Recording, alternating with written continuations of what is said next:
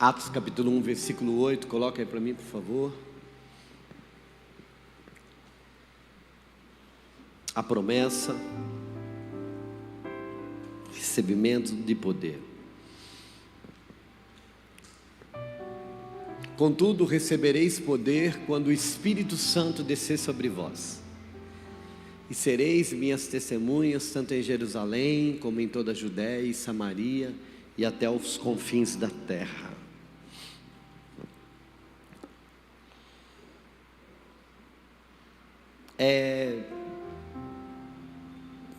Essa ministração de hoje, ela é a parte 3, né? Que já faz alguns dias que a gente vem tentando terminar, e eu quero, nessa manhã, estabelecer um princípio na sua vida.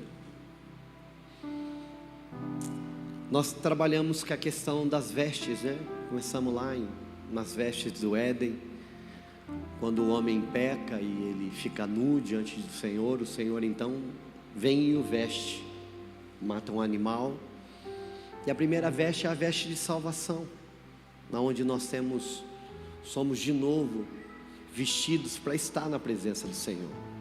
Aprendemos sobre a veste de santificação, a veste de preparação, né? Onde é uma ação, veste de transformação, é uma ação de Deus e minha. Eu tomo a decisão, eu contribuo com essa mudança de vestes. É aí que muita gente fica. Eu acredito que tem muita gente que ela até nasce de novo, ela tem uma experiência com Jesus, ela crê na obra, na salvação, ela é recolocada de novo, né? Ela é uma nova criatura, mas ela para no trabalho do processo de transformação, onde ela não anda. Hoje, infelizmente, nós temos muitos irmãos e irmãs que não conseguem, ou eles pararam nesse processo. Eles tiveram uma experiência com o Senhor, mas suas vidas, elas não avançam espiritualmente. Elas não conseguem. E isso tem a ver com a própria disposição que elas têm de buscar o Senhor. A palavra vai falar que os afazeres do dia a dia, as dificuldades, né, o caminhar, tudo isso pesa, e muitas vezes as pessoas elas deixam isso tomar conta da vida delas, e elas não conseguem desenvolver o que Paulo vai falar de desenvolver a salvação. Nós precisamos de entender que a salvação em si é um ato, é uma consumação, é um ato. Bum, aconteceu. Eu era perdido, fui salvo. Agora a salvação, ela é um início, ela só começa, a vida com Deus, ela começa na salvação, ela não termina na salvação em si mesma. É por isso que tem um monte de crente que vive uma vida cristã derrotada. É uma vida sem poder, é uma vida sem vitória, é uma vida sem conquista, é uma vida sem experiência, é uma vida que a única coisa que eles têm é o contato de domingo, de final de semana. E esse é o problema, que Deus não nos chamou para a gente frequentar uma igreja. A igreja é o lugar onde eu reencontro meus irmãos, onde eu recebo uma palavra. Há bênçãos que elas só são liberadas no coletivo, no grupo. Salmo 133 vai dizer isso: ó, quão bom e agradável é que os irmãos vivam em união, vivam em comunhão, ali eu ordeno a minha bênção. Existem bênçãos que elas só são liberadas no coletivo. Hebreus vai dizer que nós não podemos parar de congregar. O fato de continuarmos congregando, isso é um sinal, é um sinalizador também da minha vida cristã. Uma pessoa que está perto de Deus, uma pessoa que tem um relacionamento profundo com Deus, ela automaticamente é jogado, ela quer estar no ambiente de comunhão, ela quer estar na casa do Senhor para cultuar os irmãos, cultuar junto com os irmãos ao Senhor. Então, não existe uma pessoa cheia do Espírito Santo, uma pessoa saudável que não tem prazer de estar na casa do Senhor. Salmo 122, Davi disse: alegrei-me quando me disseram, vamos à casa do Senhor. Para Davi era uma alegria estar na casa do Senhor. Davi também vai falar que a andorinha encontrou o seu ninho, e eu encontrei um lugar para mim, nos teus átrios, Senhor, meu Deus, meu Salvador. Então, estar na casa do Senhor é algo prazeroso para quem tem uma vida saudável. E é por isso que você precisa de fazer uma análise: o que é que acontece que eu não consigo? Agora,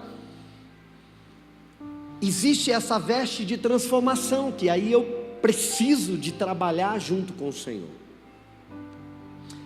O grande problema meu e seu é que nós colocamos prioridades que deveriam não ser prioridades, deveriam ser coisas abaixo da lista. Se você decidir que você vai levar uma vida que agrade ao Senhor, provavelmente você vai ter que mexer na sua agenda.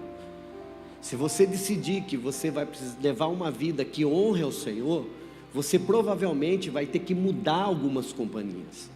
Se você decidir que você vai levar uma vida que honre ao Senhor, provavelmente você vai ter que deixar de fazer alguns hobbies que você gosta de fazer.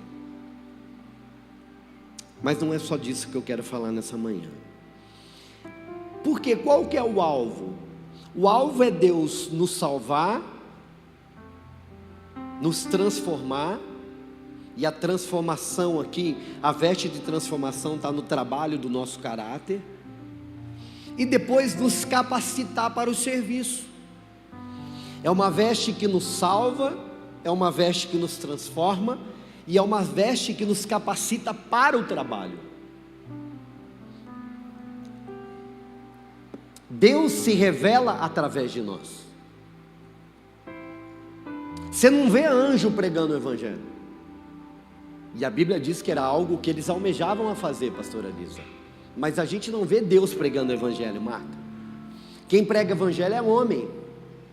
Agora, uma das coisas que talvez a igreja ela ainda não compreendeu é que o desejo de Deus e a palavra do Senhor para a sua primeira igreja, a igreja que nasceu, e nós vamos mostrar onde foi o berço do nascimento da igreja, ela nasce debaixo de uma direção e debaixo de um propósito e com uma missão. A missão da igreja é que o mundo fosse alcançado por ela. Quando Jesus diz aos discípulos: ide por todo mundo e pregar o Evangelho a toda criatura, ele tinha uma intenção. E qual que era a intenção? Qual que é a visão do nosso Senhor e Salvador? A visão do nosso Senhor e Salvador é que todas as nações conheçam. Meu irmão, nós não estamos aqui para construir nossas casas. Nós não estamos aqui para viver a nossa vida. Nós não estamos aqui, meu irmão, para angariar bens. Nós estamos aqui, irmãos, para desfrutar o que o mundo tem para dar. Meu irmão, a nossa riqueza, o nosso ideal, aquilo que deveria queimar o nosso coração, se a gente pensar em bem, se for para pensar em alguma vida melhor, não é aqui nesse mundo. Aqui nesse mundo, tudo que Deus nos deu tem que ser para uma missão. É que o Evangelho seja pregado, é que Jesus Cristo seja reconhecido, é que o nome dele seja adorado, é que pessoas não vão para o céu, para o inferno, é que pessoas não sejam condenadas ao inferno. E Deus conta comigo e com você para essa obra. O problema é que nós não entendemos isso ainda. O problema é que nós falamos que amamos, mas a nossa palavra amor, ela está ainda conjugada no abstrato. Não tem conteúdo, não tem matéria. E amor na Bíblia é um verbo, não é algo abstrato, é conjugado. É uma ação. Não existe amor sem ação. Não existe amor no campo das ideias, não existe um amor platônico na Bíblia. Amor na Bíblia é acompanhado de atitude, acompanhado de ação, é acompanhado de algo palpável. Agora, eu também sei que não dá para fazer isso sem uma experiência maior. Algumas linhas teológicas não acreditam que existe uma segunda bênção, que existe uma segunda experiência, mas existe. Coloca aí para mim, por favor, Atos capítulo 2, versículo 38.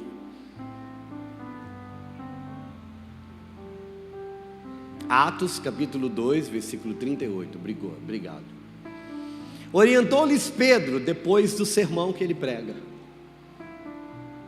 arrependei-vos e cada um de vós seja batizados em nome de Jesus Cristo, para o perdão dos vossos pecados,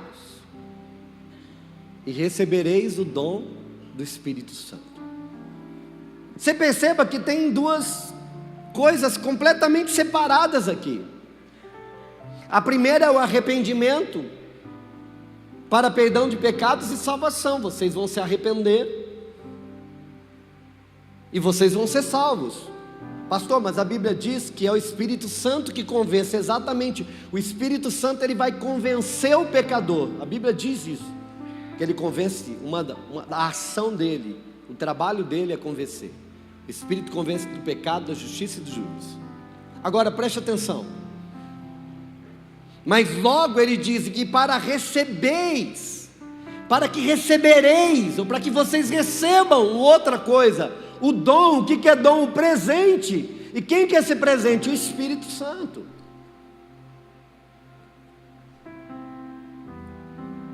Claro que a Bíblia também diz que quando eu sou salvo, eu recebo o Espírito Santo como um selo.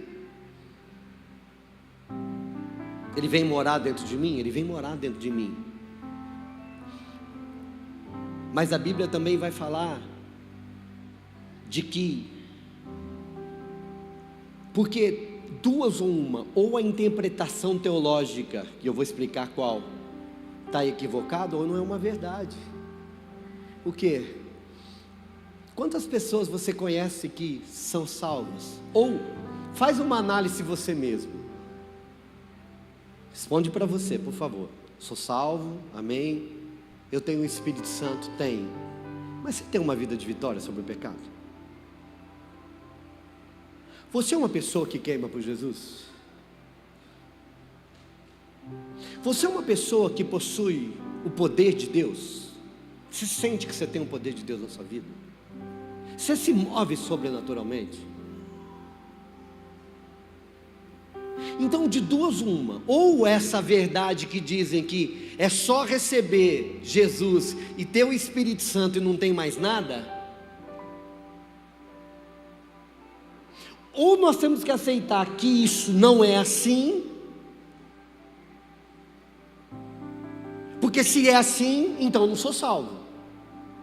Porque ser só salvo, receber o Espírito e não tem mais nada, então está faltando para um monte de gente, um monte de coisa. Porque eu acredito que as pessoas são salvas, mas eu conheço um monte de gente que é salva e não tem uma vida muito rasa. Gente salva que não lê a Bíblia, gente salva que não ora. Vocês acreditam nisso, gente? Tem. Eu não duvido disso, tem um monte de gente sentado aqui que é salvo, não ora, não lê a Bíblia e não sente falta. Então, se eu falar que a salvação só resolve, e que eu não preciso de fazer mais nada, porque o Espírito Santo já está, então não tem mais nada a realizar, se isso é verdade, então essa pessoa não é salva.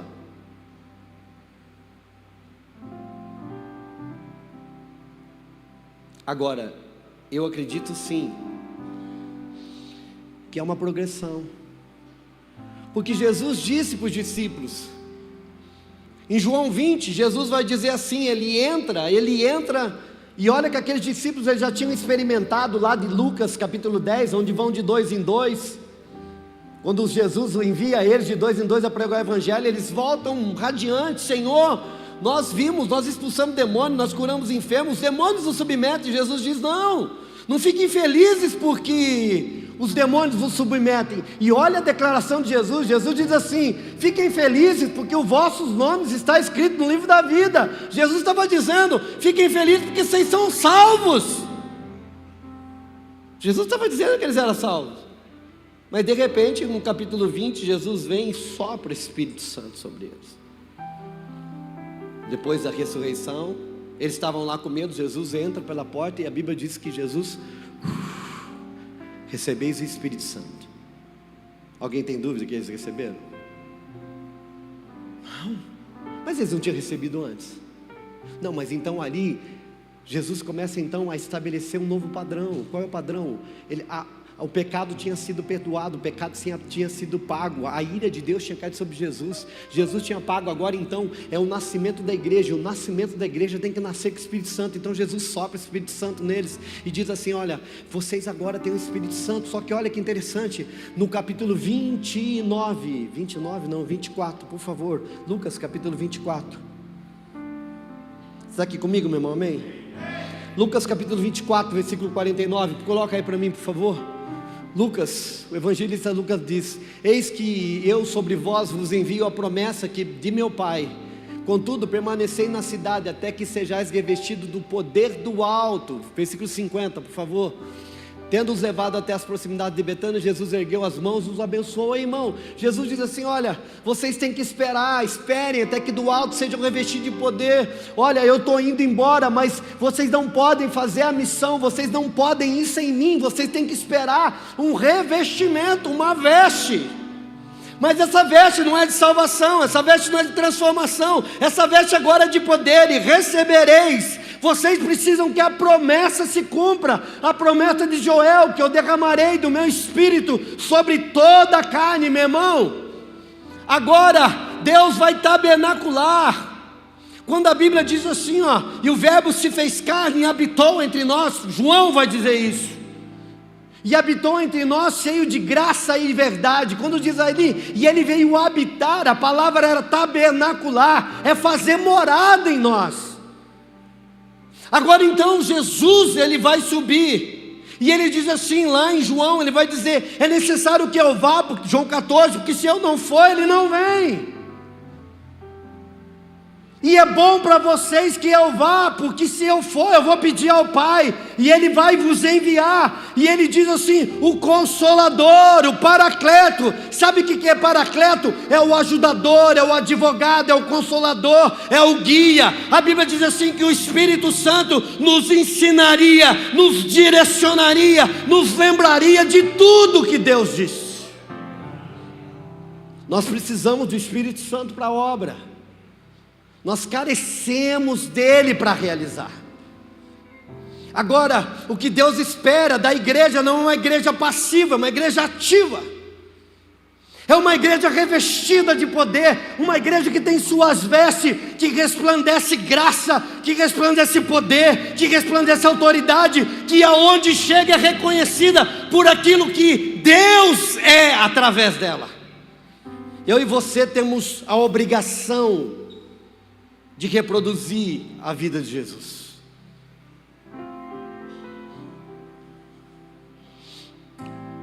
Atos capítulo 1, versículo 4 e 5, por favor. Você está aqui comigo, meu irmão?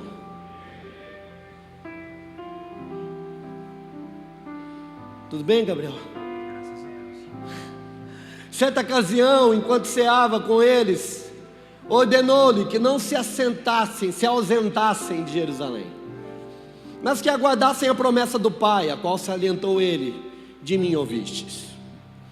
Porquanto João de fato batizou com água, entretanto dentro de poucos dias vós sereis batizados com o Espírito Santo. Uau!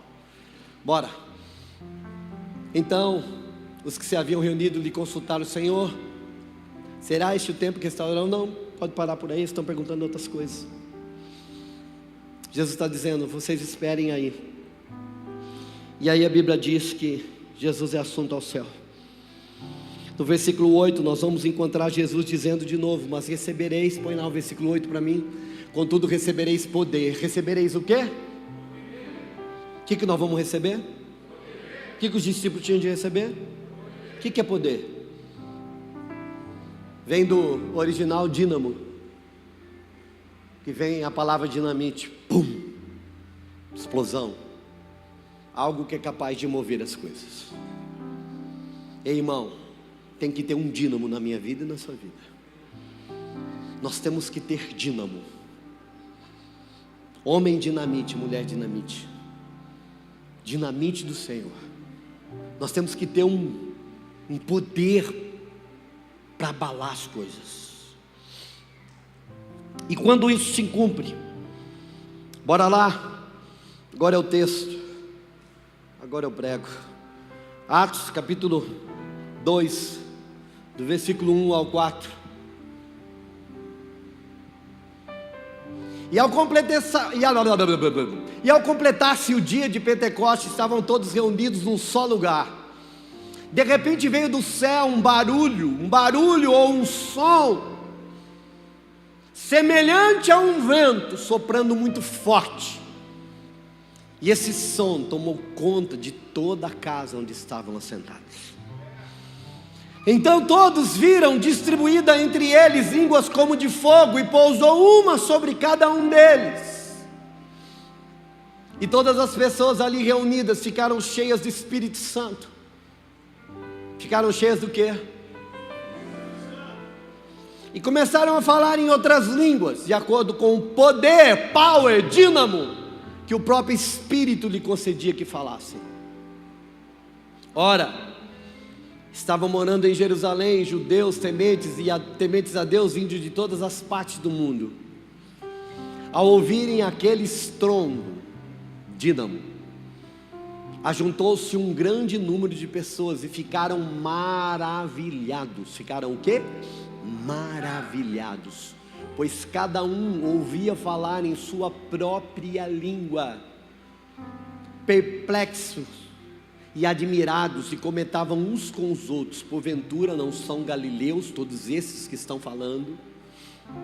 Como então cada um de nós os ouve falar em nossa própria língua materna?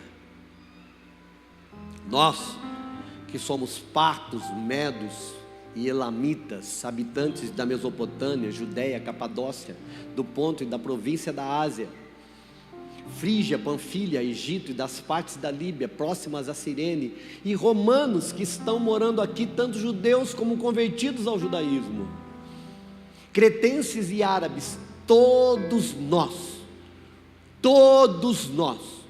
os ouvimos discursar sobre as grandes realizações de Deus em nossa própria língua. E todos estavam absolutamente assustados e confusos, perguntando uns aos outros: o que significa tudo isso? Vamos parar por aí por enquanto. Deixa eu te falar uma coisa.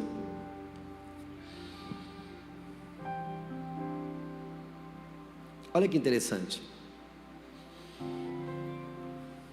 Vou tentar ser bem dinâmico e bem rápido. O berço da igreja, o útero da igreja, estavam ali reunidos 120 pessoas. Quantas pessoas estavam reunidas? Uma congregação de 120 pessoas, pessoas que perseveravam na direção. Sabe, gente, tem hora que eu fico pensando assim, que por mais que muitas vezes nós não damos resposta, eu fico pensando naquele povo que viu certas coisas e também não deram respostas. De quem você está falando, pastor? Eu estou falando das 500 que viram Jesus subir, sem cabo de aço, sem nenhum tipo de ilusionismo. Eles viram Jesus ressurreto subir. E ouviram ele dar uma direção, que ele disse assim, ó: ficai até que do alto sejam revestidos. E a Bíblia diz que tinha 500 pessoas. Atos dos Apóstolos vai falar sobre isso, que tinha 500 pessoas que viram isso. E ouviram uma direção clara: fiquem reunidos até. O até é, não vai até que aconteça. A direção é: não saiam, fiquem até que vocês experimentem. A primeira coisa que eu aprendo, meu irmão, é que para que você possa viver algo extraordinário com Deus, você precisa de aprender a esperar. Você precisa de aprender a perseverar. Hoje, a grande dificuldade do mundo, a dificuldade da igreja, é a nossa falta de paciência. Irmãos, e eu presto atenção, tem alguns irmãos que eles não conseguem ficar quietos. Ah, pastor, eu tenho TDAH. Ora para esse TDAH, irmão. Entra dentro do quarto, tira a chave, joga para a janela e fala para a esposa: me tira daqui só, daqui 3 horas. A primeira coisa, meu irmão, é perseverar na oração. A Bíblia diz que nós temos que perseverar na oração, nós temos que perseverar nos princípios, nós temos que perseverar na presença, nós temos que perseverar esperando. Hein, irmão, deixa eu te dizer uma coisa. A única coisa que nós precisamos para tomar a decisão é uma promessa. Depois da promessa é insistir que ela aconteça, que ela venha. É viver debaixo de uma palavra, irmão. Nós não precisamos de evidência, nós precisamos de uma palavra. Muitas vezes nós estamos querendo ver muitas coisas, e a única coisa que Deus Ele garante é que Ele honra a sua palavra. E Ele disse assim: se você me buscar, você vai encontrar. Se você esperar e pedir, você vai ser revestido. Meu irmão, a questão do revestimento não é para alguns, é para todos. Deus não escolhe pessoas para batizar e para revestir. Ele entrega para aqueles que entendem, espera e busca. Deus não tem filhos prediletos, Ele usa os disponíveis. Meu irmão, ninguém aqui é predileto. Ninguém aqui, meu irmão, Deus olhou e falou assim: ah, esse eu amo mais, então eu vou usar. Não, irmão, são pessoas que decidiram estar na presença do Senhor e disseram assim: eis-me aqui, usa-me a mim. E eles estavam todos reunidos no mesmo lugar. Fala de unidade, fala de direcionamento. Agora eu quero dizer para você, a Bíblia diz assim: e de repente, o que significa isso? Significa, meu irmão, que a promessa, ela não tem hora para acontecer, mas ela pode acontecer a qualquer momento. Nós estamos esperando o que, pastor? 2 coisas nós estamos esperando. 2 eventos extraordinários aconteceram. O que é? O primeiro é uma grande movimentação de Deus, uma grande chuva, um grande avivamento, e depois desse avivamento, a volta de Jesus. São as 2 coisas que nós estamos esperando acontecer. Nós aguardamos por esses 2 eventos, irmão: um grande avivamento e a volta de Jesus. Agora, pastor, quando isso pode acontecer? De repente. A Bíblia diz, não, a Bíblia também diz, mas a história conta que os avivamentos, eles não têm dia para acontecer. Eles são a resposta de alguém que perseverou, de alguém que se manteve na promessa, de alguém que ousou acreditar que Deus ia cumprir o que Ele disse que cumpriria. Um dos maiores avivamentos que aconteceu, meu irmão, e esses dias eu estava conversando com o Alif, eu estava falando para ele, o mais famoso é da Rua Azusa, em 1906-5, com Seymour, William Seymour. Era um negro, caolho, que entraram num salãozinho, ele mais um parceiro, com os bancos todos meio quebrados, empoeirados, e aqueles homens colocaram a cabeça debaixo daquele banco, e começaram a orar, e crer que Deus ia fazer, e de repente, Deus fez, a presença veio, e ficaram 3 anos com cultos, meu irmão, e era algo extraordinário acontecendo. E esse avivamento, meu irmão, se alastrou para o mundo inteiro. Foi o início das Assembleias de Deus, foi o início das maiores denominações que existe, foi o início, meu irmão, de um grande, foi milhões e milhões, e eu ouso dizer que esse avivamento chegou a converter 1 bilhão de pessoas. Mas ele também, ele é resultado lá de Evan Roberts, que é o avivamento do país de Gales. Um jovem desengonçado que trabalhava nas minas de carvão, numa cidadezinha pequena dos países bálticos. Aquele homem orou 10 anos por um avivamento. Quantos anos, pastor? 10 anos. Ele pegava a sua Bíblia, ele levava nas minas de carvão, e na hora do almoço, ele tirava a sua Bíblia, todo sujo, ele ficava lá lendo. Aquele homem ousou crer de que Deus faria o que ele disse que faria. E quando um avivamento vem, irmão, não tem trabalho humano. A história conta que os bares fecharam, que as casas de prostituições fecharam, que as pessoas pagavam suas dívidas, que os casamentos foram restaurados, que maridos abandonaram amantes e voltaram para os seus lares, que os drogados pararam de usar droga espontaneamente, não havia mais ladrões, o serviço da polícia foi deixado de lado, a polícia não tinha o que fazer. Por quê, pastor? Porque esse é o som do céu, porque esse é o ambiente que Deus traz, é um ambiente de vida em meio ao caos. Mas ele é provocado por homens que desejam, por homens que decidem, por homens e mulheres que dizem: eu creio na promessa e ela vai se cumprir. O que nós estamos fazendo esses 10 dias, meu irmão, é tentando encontrar homens e mulheres com o coração para dizer assim: eu ouso crer no que Deus diz. Evangelho não tem a ver com plataforma, não tem a ver com popularidade, não tem a ver com ser famoso, não tem a ver com dinheiro, não tem a ver, meu irmão, com nada do que estão dizendo aí. Evangelho é gente se convertendo, evangelho é pessoas sendo salvas, avivamento é Deus agindo na terra. É Satanás perdendo a força.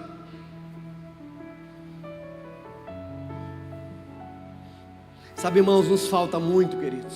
E eu não falo isso como alguém que acusa, mas como alguém que lamenta por si mesmo e pelo povo onde habita. Nos falta demais, queridos. Nos falta fogo, nos falta fervor, nos falta amor, nos falta entrega, nos falta sacrifício. Nos falta intensidade, nos falta vigor, nos falta fé, nos falta coragem, intrepidez, nos falta muito, muito, muito, muito. Pastor, e como nós mudamos isso? Ei, alguém que deseja, alguém que tome a decisão de clamar ao Senhor até que Ele venha.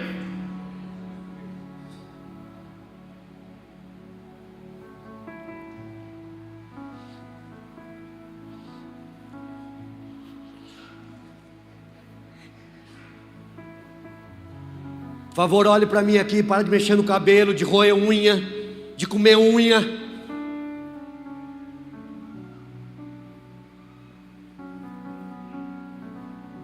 Não estou brincando de pregar.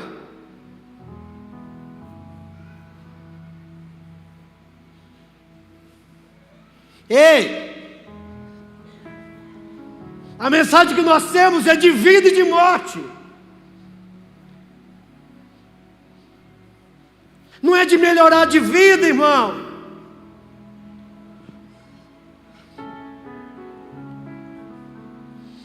E recebereis poder ao descer sobre vós o Espírito Santo. Estavam todos reunidos no mesmo lugar. E de repente, o que é, meu irmão? De repente, vamos comigo, vamos, eu já treinei vocês. O que significa de repente? Vamos lá, 1, 2, 3. Vamos lá, mais forte, 1, 2, 3. Sabe o que significa? Ei, olhe para mim. Significa que nós estamos aqui e de repente o ambiente muda. Não é algo, alguém chega. E quando esse alguém chega, é impossível não perceber. É impossível não sentir. É impossível não chorar. É impossível olhar para dentro de si e saber que está em falta. É impossível olhar para aquele que tem os olhos de fogo e ele não te queimar. É impossível olhar para a verdade e a verdade não te ver e dizer assim: você está em falta, mas eu vim aqui para te ajudar, eu vim para te salvar, eu vim para te transformar, eu vim para te dar uma nova vida. É de repente. Aí não tem grito de pastor, não tem música para te emocionar. Só tem uma realidade de um Deus vivo, poderoso, que criou os céus e a terra, que Ele é capaz de te usar e transformar o mundo através de você. As minhas vontades morrem, a minha paixão morre, as minhas emoções morrem para aquilo que não é de Deus. E tudo se acende, uma brasa, um fogo, Ele começa a queimar dentro de mim.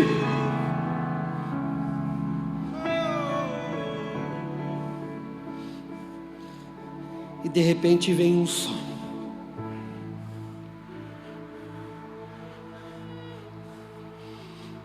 É um som.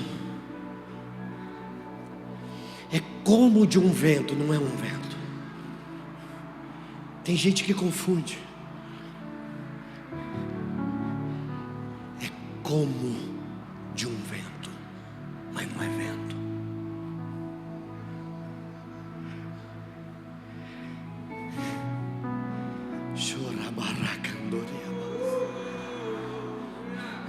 Vento, vento, sopra vento.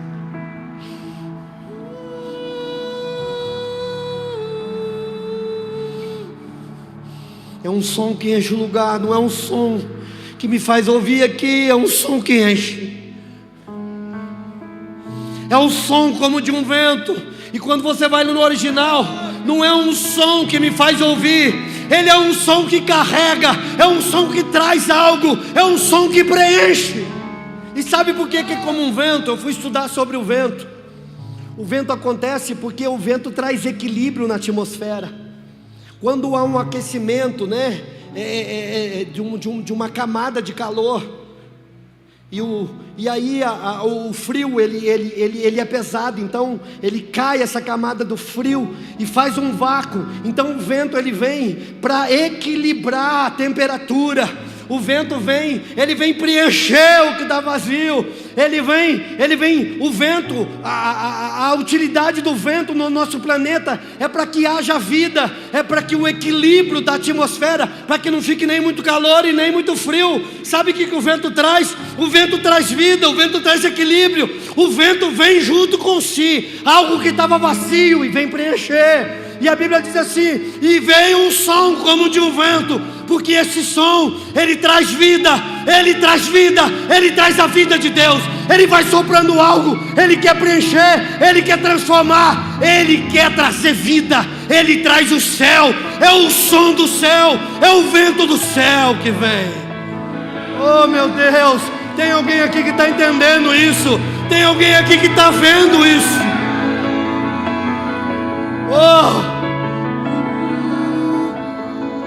Chorabaraba surie.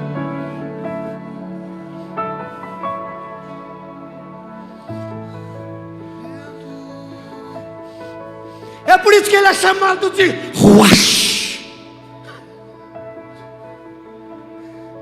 O Ruach, vento. O Ruach, que quando Deus faz o homem, ele vem. O Ruach de Deus vem no homem, e o homem levanta para governar, para direcionar, para conquistar. Lembra de Adão? E quando Adão levanta, ele fala: porque eu te fiz para governar, eu te fiz para conquistar, eu te fiz para você cuidar daquilo que eu fiz. O Ruach de Deus vem nos colocar no lugar de governo. Ele vem nos capacitar para governar. Ele vem nos capacitar para conquistar. Ele vem colocar em nós o Espírito do Deus vivo. Eu não sei quem está aqui comigo, eu não sei quem está entendendo, eu não sei. Se você está, por favor, me ajuda a pregar, me ajuda. Eu tenho descoberto, meu irmão, que a vida de Deus responde com a vida daqui, meu irmão. O céu responde resposta. Tem alguém aqui com fome, tem alguém que está entendendo, tem alguém que está dizendo: Deus, eu quero roce, eu quero vento, eu quero o poder de Deus. Conta comigo, Jesus.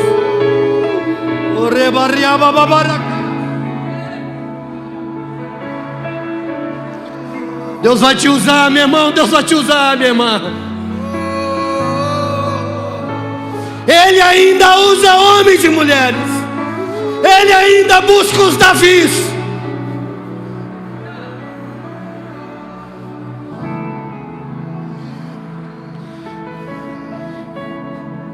E é um som que enche.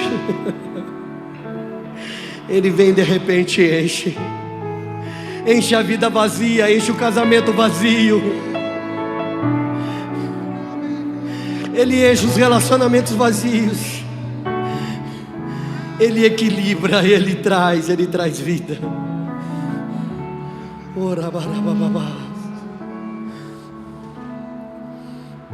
E esse vento vem. Como? E ele é impetuoso. Impetuoso fala que ele é forte. Ele abala. É impossível não perceber quando ele vem. Lembra, Márcio? Ele vem, é impossível.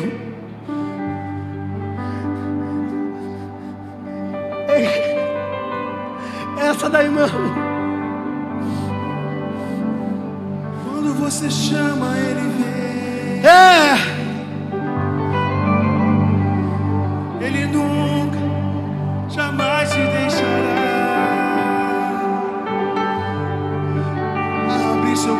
Ao abrir seu coração, logo ele diz: estou aqui.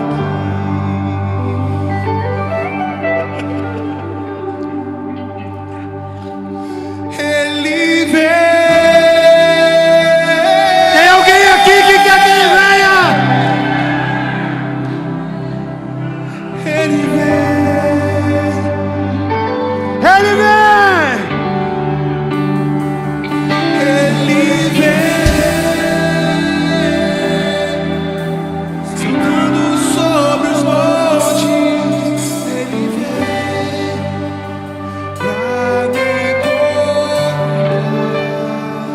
Para me encontrar, para me abraçar,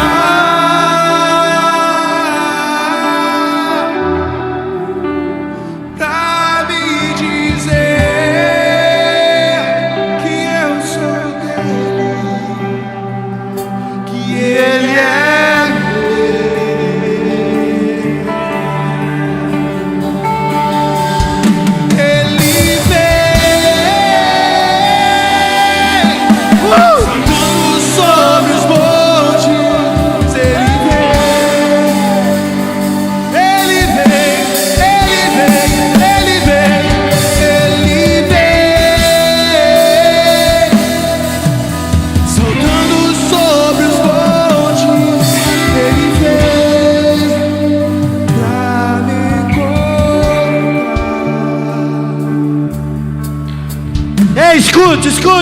escute.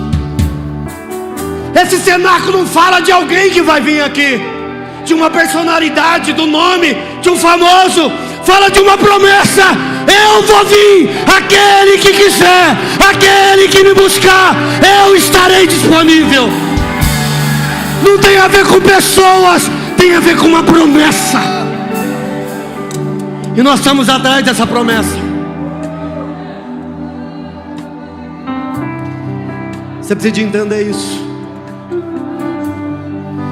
É um som que carrega.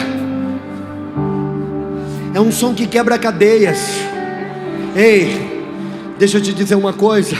O som que eu estou te falando pode transformar a tua vida. Ei, você não pode viver debaixo dessa angústia, debaixo dessa tristeza, debaixo dessa cadeia, debaixo dessa depressão, debaixo dessa droga, debaixo desse pecado. Deus liberta, Deus transforma. A palavra é verdade. Ele continua sendo Deus. É o Evangelho, é a verdade de Deus. não tem a ver com pessoas, não tem a ver com homens, tem a ver com Jesus, tem a ver com o Espírito Santo. Nós temos uma cidade para ganhar. Ei, nós temos uma cidade para ganhar. Nós temos uma missão a cumprir. Nós temos uma missão a cumprir. E nós vamos cumprir essa missão. Nós ganharemos essa cidade. Nós ganharemos essa cidade. Essa cidade será do Senhor Jesus. Eu creio nisso. E eu vou usar tudo que eu tenho. Cada átomo do meu corpo, cada célula, cada força, cada centavo, tudo que é meu eu vou colocar nessa missão.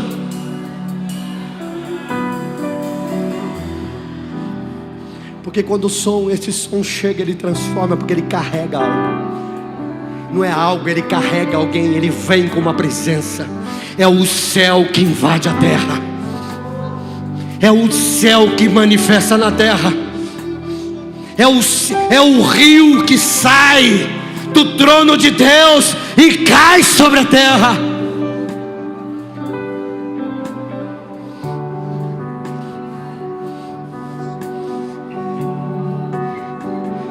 E ele encheu toda a casa, e viram distribuída entre eles, e viram distribuídas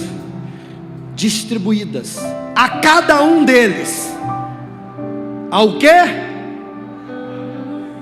Alguém ficou sem? Tinha 120. E a Bíblia diz que cada um, e se viu distribuídas sobre cada um deles. Quem espera, recebe. Tinha 120, mas se tivesse 180? Se tivesse 180, recebia. E se tivesse 200? E se tivesse 500? E se tivesse 1000? Porque Deus não faz acepção de pessoas. Ele só quer saber se você quer, se você está esperando, e se você está no lugar certo, perseverando. E foram distribuídas sobre cada um deles línguas. Repete comigo, línguas. O que você disse? Línguas como de fogo. Preste atenção, como de, não fogo.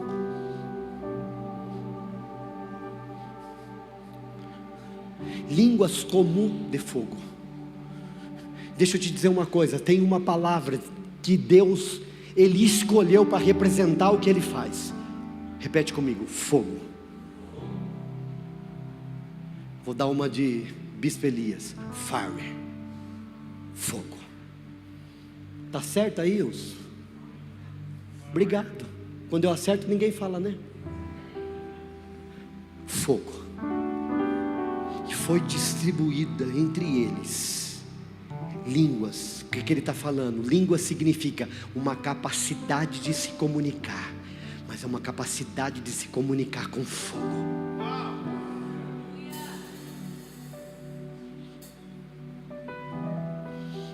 Línguas como de fogo.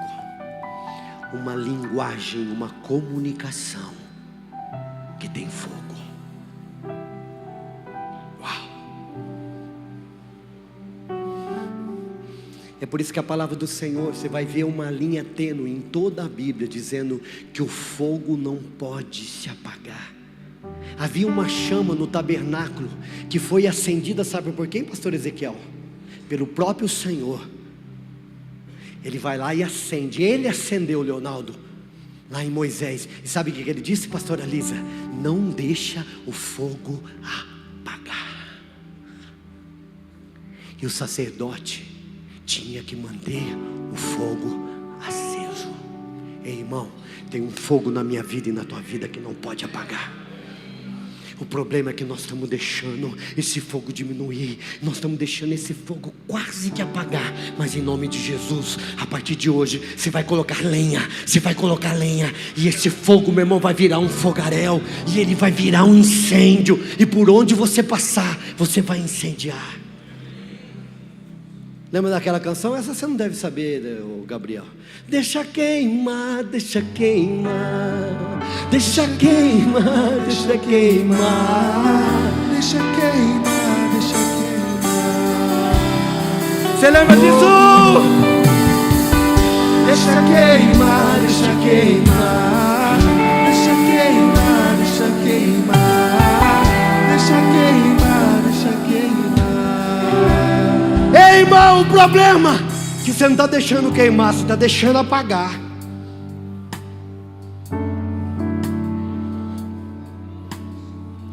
Deixa eu falar uma coisa para você. Sabe qual que é a nossa desculpa para deixar apagar? Estou cansado.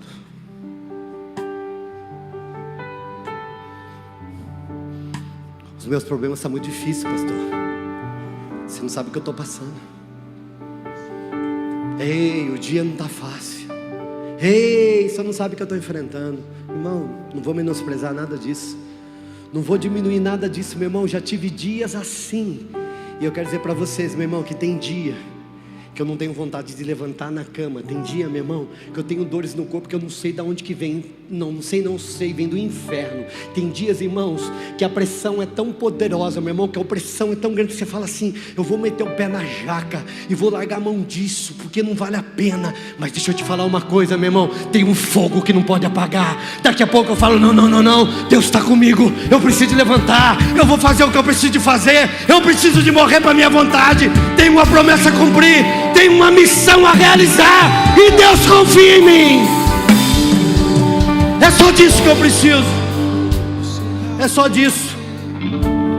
O problema resolve, pastor? Não, ele está lá para enfrentar. Ele vai fazer careta para mim, mas vou fazer careta para ele. Se é de careta em careta, então vamos, parceiro. Nós vamos ver no fim quem ganha. Mas estou certo que Ele é poderoso para guardar o meu tesouro até aquele dia. Ah, meu irmão, nós podemos dizer e olhar como Paulo diz: ó morte, onde está o teu aguilhão? Tragada foi a morte pela vitória.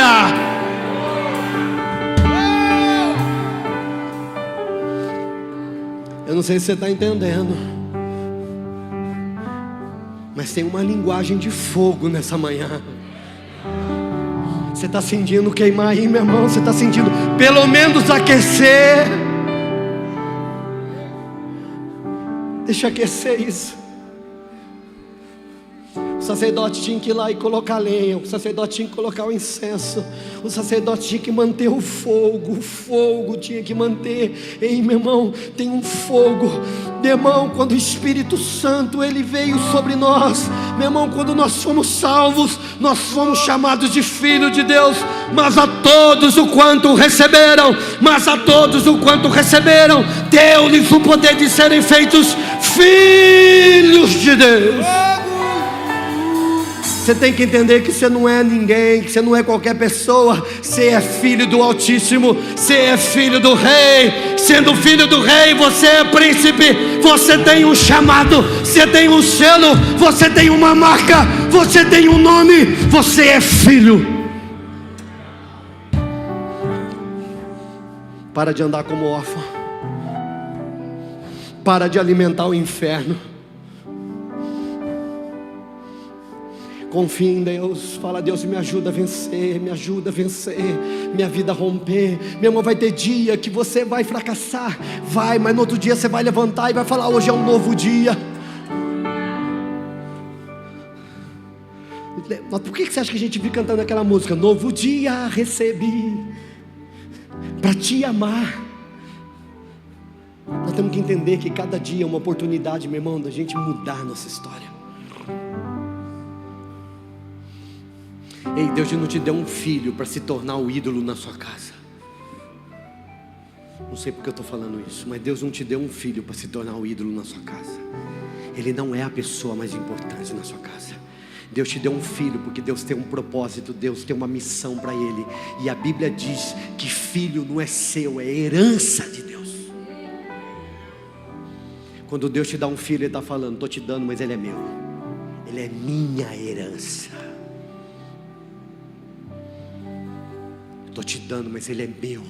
É por isso que a Salmo 127 diz assim: que filho é como flecha na aljava do valente. É eu que aponto o destino do filho. É eu que direciono. Ele tem alvo.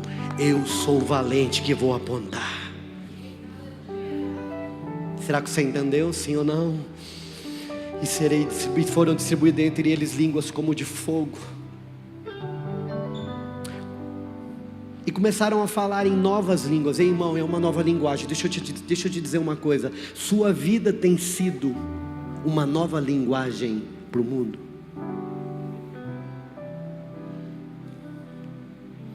Sua vida tem comunicado o céu. Porque a Bíblia diz que as pessoas, quando ouviram ele falar, e eu não quero aqui, meu irmão, me deter naquela questão teológica, naquela coisa de chiclete, porque falou em língua, se é glossário, se é glossal, glossários. Não quero falar nada disso não, meu irmão. Eu sei que o que a Bíblia diz é que eles falaram de um jeito que eles não conseguiam falar. O que eu sei, meu irmão, é que tinham mais de 28, tem gente que fala que tem até mais de 28 nações, mais de 28 linguagens lá, e todos ouviram a mesma coisa, cada um assim na sua língua. Sabe o que isso me diz? Sabe o que isso me diz, Gil? Que a igreja foi capacitada para se comunicar de qualquer forma, com qualquer pessoa, em qualquer habitat, em qualquer ambiente. A única coisa que chegaram no consenso é que eles comunicavam as grandezas de Deus. Deus nos dá a capacidade de comunicar o céu. Que jeito? Para cada um Deus vai dar um jeito. Para cada um Deus vai dar uma língua. Para cada um Deus vai dar a capacidade de se comunicar. Alô? Agora olha que interessante, eles comunicavam as grandezas de Deus. E cada um ouviu na sua própria língua as grandezas de Deus. Não é sobre mim. Não é sobre o que eu tenho. Não é sobre a minha capacidade de comunicação. Não é sobre minha relevância, não é nada sobre mim, é sobre as grandezas de Deus. Grande é meu Deus.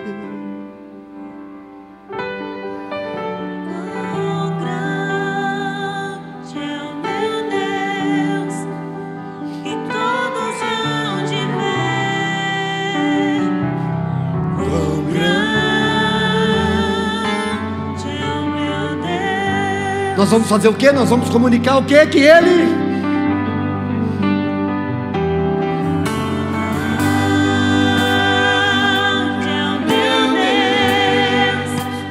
Cantarei quão grande é o meu Deus, e todos hão de ver quão grande é o meu Deus. Ei, preste atenção! Esse som, essa capacidade, esse dímino, essa linguagem, ela vem com um único objetivo. O que é? Comunicar quão grande é o Senhor na sua vida e na vida daqueles que o conhecem. Não é para te dar coisas.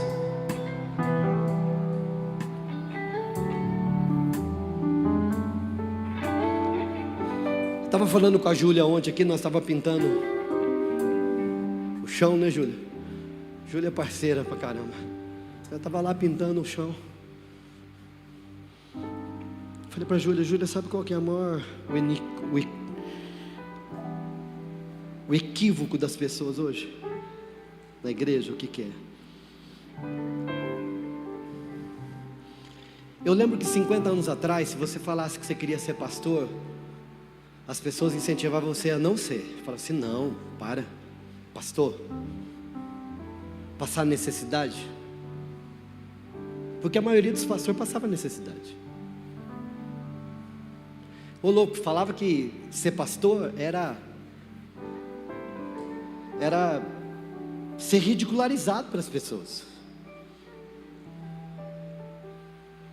Era sinônimo de alguém que ia ter uma vida privada, de escassez.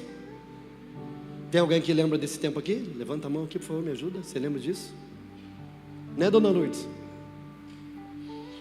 A hora que um filho falava assim, não, eu quero ser. O pai, não pode ser, não, vai ser qualquer outra coisa, menos pastor.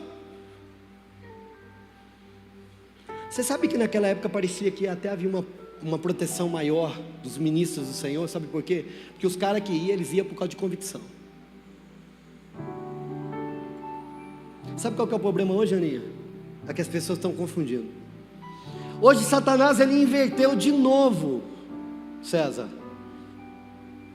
Em vez dele humilhar, ele entrega e bagunça a cabeça de todo mundo, pastor Nato. Porque hoje, ser pastor, está numa plataforma, está com o microfone na mão, com pessoas sentadas para ouvir. Ser pastor virou status. Rede social, congressos. Esses dias atrás, um jovem me procurou, bispo, quero que o senhor ore por mim. Você quer que eu ore por você por quê? Ele falou assim, bispo, eu quero que o senhor tenha. Eu falei, é? Geralmente quando alguém pede isso para mim, eu oro, mas naquele dia eu fiquei meio incomodado. Falei assim, deixa eu te fazer uma pergunta, o que é que você viu em mim que você quer? Aí ele parou um pouquinho, ele ficou pensando assim. Ele falou, não, sabe o que é? Deixa eu te falar. Sabe no DNA, na imersão? Eu falei, então, sei. Ele falou, então, eu vi o Senhor conversando lá com o pastor Adilson, com o bispo Elias, vocês lá trocando ideia. Cara, eu achei tão lindo aquilo. Eu falei assim, nossa, eu quero aquilo ali. Eu falei, hã? É isso que você quer? É isso que você entendeu? Eu falei, filho, quero sentar com você e eu quero mostrar minhas cicatrizes do que é ser um pastor. Não, eu vou orar por você, para você buscar Deus. Mas aquele menino, ainda não entendendo muita coisa, ele revelou o coração de muita gente.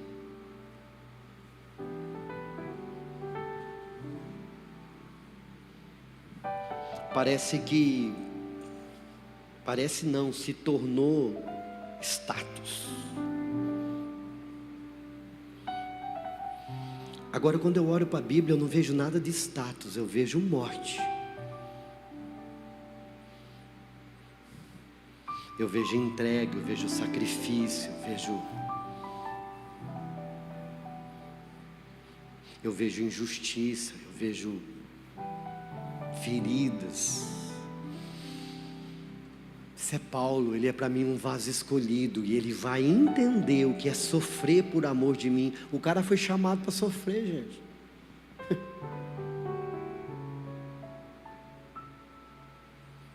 Ele vai falar, lutei contra as feras.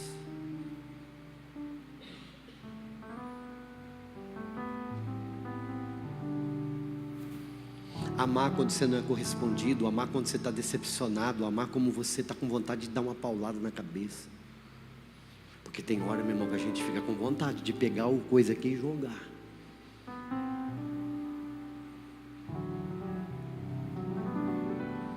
Deixa eu contar uma coisa para vocês.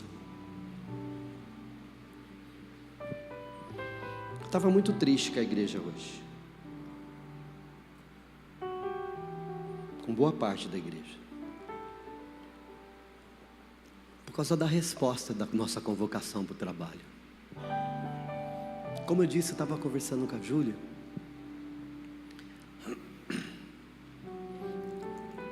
Na minha juventude, quando eu tinha uma vocação que falava assim, vamos construir um muro, vamos fazer limpeza na igreja, vamos bater uma laje, não faltava.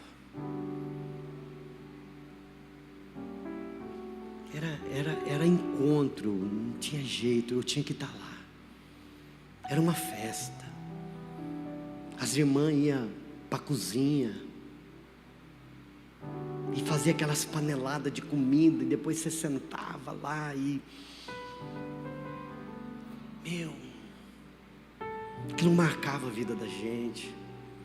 E o pastor sempre estava presente. Tinha hora que virava guerra de jogar cimento nos outros.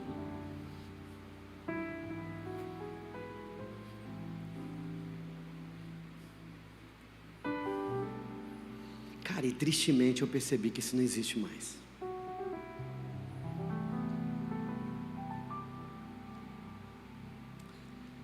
Semana passada nós falamos, vamos vir aqui, gente, vamos as mulheres para fazer comida, os homens para trabalhar. Meu Deus, que vergonha.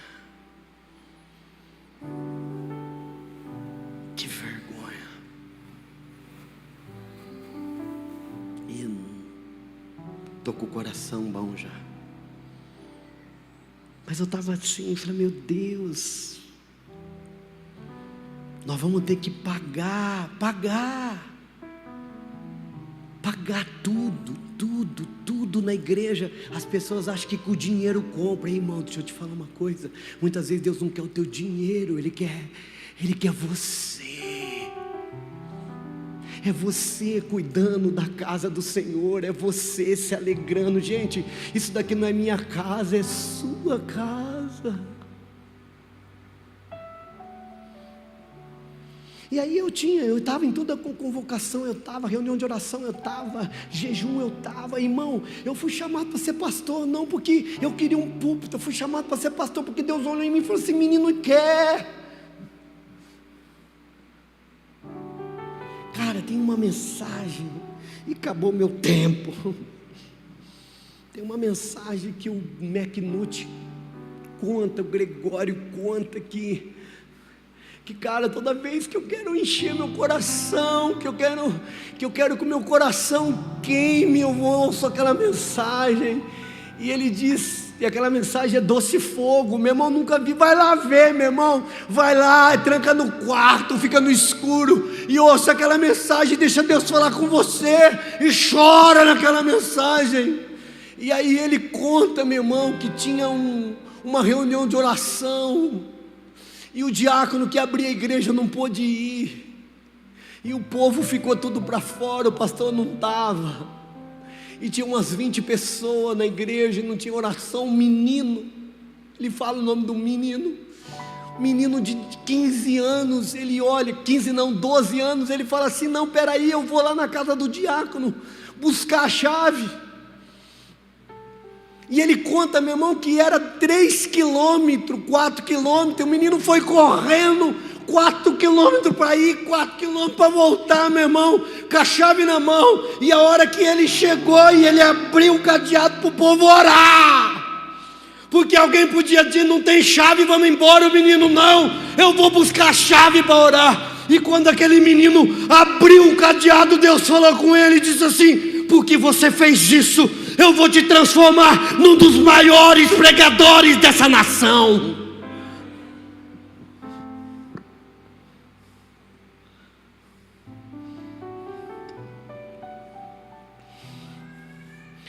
Lembra quando eu falei para vocês que eu queria ler o livro de Ageu, no dízimo? Eu falei, não vou ler não, porque eu não estou bom.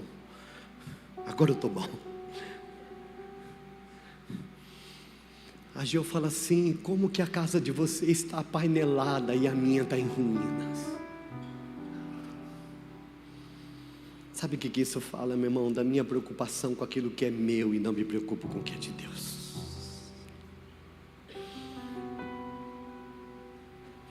Não, deu tudo certo, irmão, nós pintamos, está bonito o tempo, está tudo certo, Deus é maravilhoso. O que eu queria falar para você é o seguinte, essa mensagem, essa manhã está sendo maravilhosa, e a presença de Deus está aqui, amém? A unção de Deus está aqui, amém? Você está sentindo? Porque Deus falou comigo lá no fundo, Ele falou assim, Cláudio, vou te falar uma coisa, não me representa mal hoje, quem está bravo com o povo é você, não sou eu.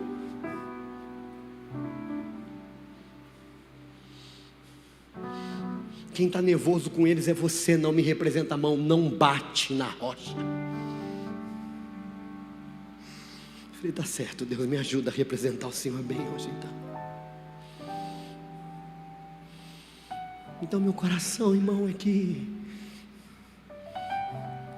pastor, eu quero, você quer o quê?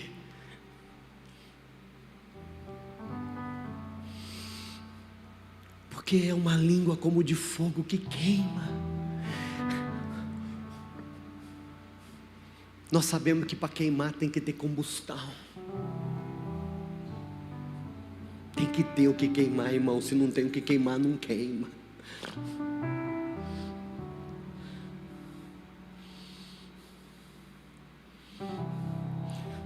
Nós precisamos de ser inflamável, querido.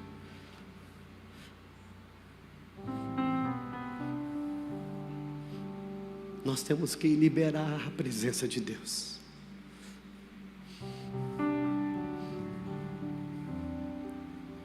Se você entendesse o que Deus tem para mim e para você, irmão, se nós nos colocássemos na presença dEle, nós veríamos tantas coisas acontecerem. Sabe por quê?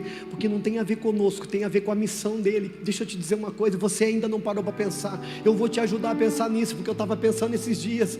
Eu comecei a pensar comigo mesmo, bom, se Deus tem uma cidade para ganhar, e eu vou ser a resposta dessa cidade, a minha igreja, Sal e Luz, vai ser a resposta dessa cidade, amém?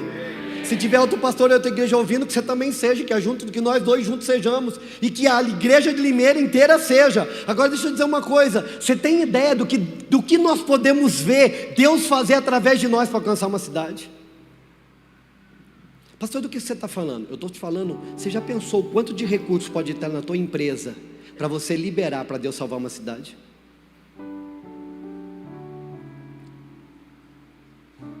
Você já pensou o que Deus pode fazer, te capacitar em influência para Ele te usar para alcançar uma cidade? Você já pensou nisso?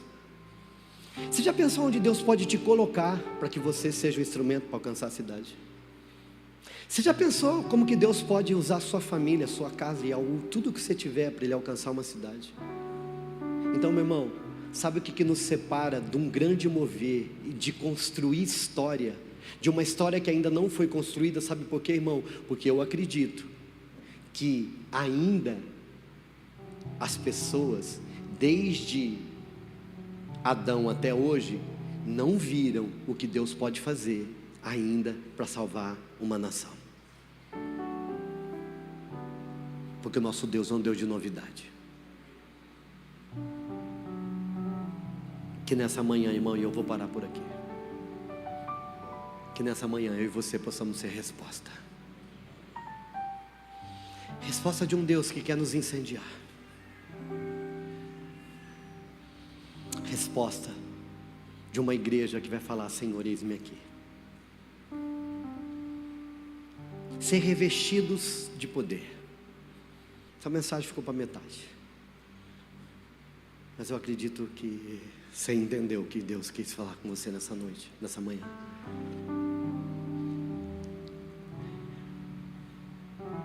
A minha vontade, o meu desejo, a minha intenção é que você saia aqui dessa manhã dizendo assim: Senhor, me batiza com fogo e poder. Eis-me aqui, usa-me. Que a gente cante, sabe aquela música? A minha vida é do Mestre. Você lembra dessa não?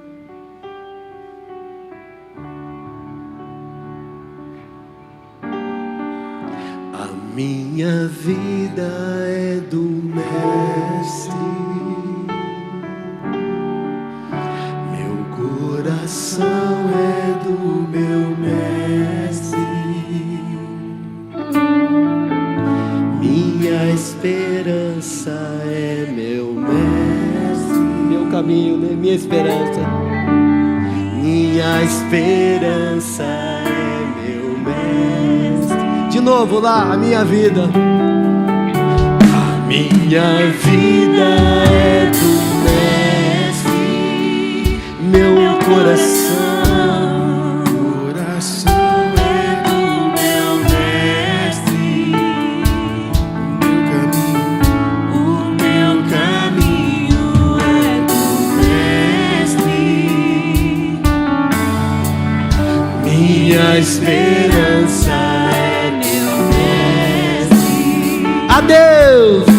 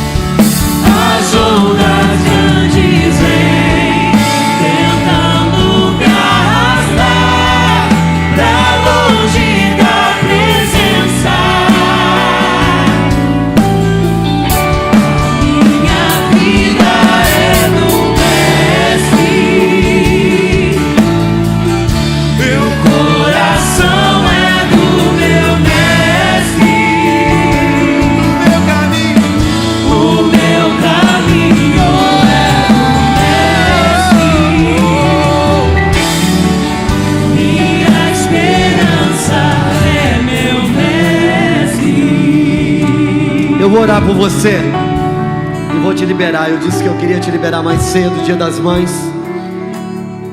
Tem muita unção, tem muita presença de Deus. Se a gente movesse aqui, meu irmão, que a gente acabava esse culto 1 hora. Mas eu quero que você vá embora um pouquinho mais cedo hoje. A minha intenção era mais cedo. Mas eu quero que você se prepare para esses dias que virão. Esses dias vão ser transformadores. Recomeça hoje. Ah, pastor, eu estou agindo, eu tomei as decisões, posicionamento. Não, começa hoje. Hoje é dia de recomeço. Deus sempre tem para nós um recomeço. Sempre há momento de consertar o curso. Amém, meu querido, você está abençoado. Você não tem ideia como eu estou cortando a unção de Deus aqui. Mas eu vou fazer isso. Pai, eu quero te agradecer por essa manhã. Quero te agradecer por esse tempo. Louvado seja o teu nome. Abençoa cada família. Abençoa cada pessoa aqui, Pai. E que a graça do Senhor Jesus Cristo, o amor de Deus nosso Pai, a comunhão, a consolação e a bênção seja com todo o povo de Deus espalhado sobre a face da terra, agora e para sempre. Amém. Deus te abençoe. Vai na paz do Senhor e na força do seu poder. Dá um abraço no irmão, na irmã que está do seu lado, e vão abençoados no nome de Jesus.